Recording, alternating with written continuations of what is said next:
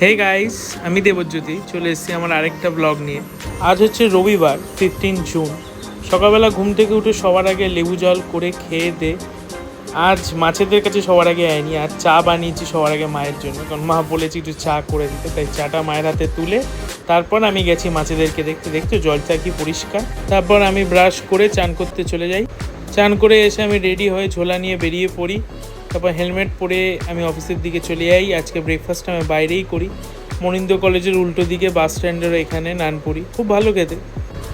সাইডে গিয়ে দেখি কাজ জোর কদমেই চলছে। তারপর আজকে দুপুরে খাওয়া দাওয়ার প্ল্যান হচ্ছে জুজুদার বাড়িতে। আজ দুপুরে খাওয়া দাওয়া ছিল মাটন, ভাত আর ঝুরঝুরে আলু ভাজা। দুপুরটা জমে গেল পুরো।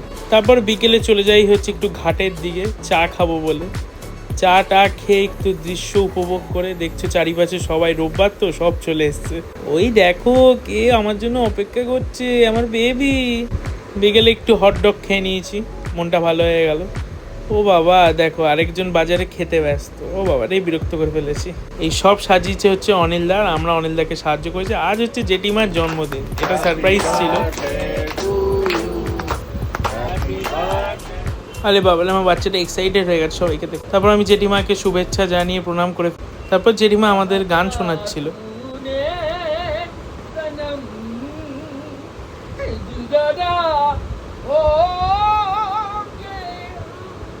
ওই দেখো বসে বসে কে আদর খাচ্ছে।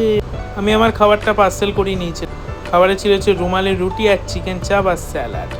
আজকের ভিডিও এটুকুনি, দেখা হচ্ছে নেক্সট ব্লগে। টাটা।